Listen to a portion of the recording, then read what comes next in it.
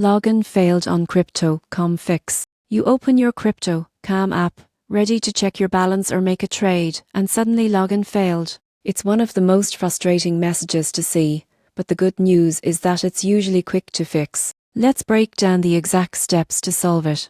First, double-check your login credentials. Most users get locked out because of a small typo or outdated password. Cryptocom system doesn't tolerate even one incorrect character. Try typing your details manually instead of using autofill.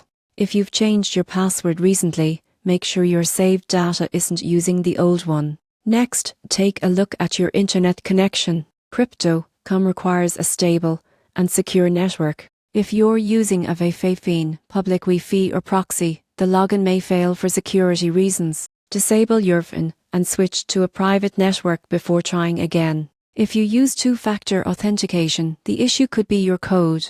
Make sure your authenticator app's time is synced to automatic. Even a few seconds of difference can cause the login code to fail. After syncing, generate a new code and re-enter it. Another key step is updating your app.